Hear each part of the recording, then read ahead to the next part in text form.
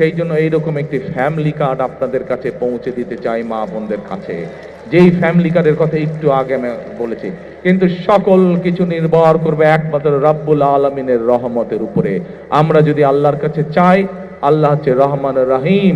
আল্লাহ যদি আমাদেরকে তৌফিক দেন, আল্লাহ যদি আমাদেরকে রহম করেন, তাহলেই আমরা একমাত্র আমাদের কাজে সফল হব। এবং আজকে বিশেষ করে আজকে মা বোন যারা আছেন, এই মা বোনদের পাশে যাতে আমরা দাঁড়াতে পারি, মা বোনদের পাশে ইনশাআল্লাহ আল্লাহ রহম করলে বিএনপি যাতে আপনাদের পাশে দাঁড়াতে পারে, আপনাদেরকে যাতে যেই মা বোনদের ফ্রি শিক্ষার ব্যবস্থা দেশনেত্রী খালেদা জিয়া করে দিয়ে গেছিলেন, সেই মা বোনরা শিক্ষা পেয়েছে, শিক্ষায় আজকে তারা শিক্ষিত হয়েছে, কিন্তু সেই মা বোনকে অর্থনৈতিকভাবে আমরা যাতে সচ্ছলভাবে গড়ে তুলতে চাই, সেই জন্য এইরকম একটি ফ্যামিলি কার্ড আপনাদের কাছে পৌঁছে দিতে চাই মা বোনদের কাছে। যেই ফ্যামিলি কার্ডের কথা একটু আগে আমি বলেছি, কিন্তু সকল কিছু নির্ভর করবে একমাত্র রব্বুল আলামিনের রহমতের উপরে।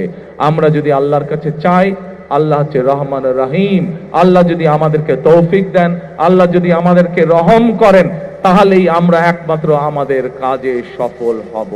আজকে যেহেতু এটি কোনো রাজনৈতিক জনসভা নয়, এটি যেহেতু আজকে দোয়া মাহফিলের অনুষ্ঠান, সেই জন্য আমি আজকে মৌলানা সাহেব যিনি এখানে দোয়া অনুষ্ঠান পরিচালনা করবেন একটু পরে, আমি ওনার কাছে অনুরোধ করব যে আপনি আজকে সমগ্র কড়াইলবাসীর পক্ষ থেকে আপনি আজকে আমরা সকলে মিলে আল্লাহর কাছে হাত তুলে চাইবো যে কথাগুলো আমি আপনাদের সামনে তুলে ধরলাম, আমার যেই চিন্তার কথাগুলো আপনাদের সামনে তুলে ধরলাম, আমার যেই পরিকল্পনার কথাগুলো আপনাদের সামনে তুলে ধরলাম, সেগুলো যাতে বাস্তবায়ন করতে পারি, সেই তৌফিক যাতে আল্লাহ তাআলা আমাকে দেন।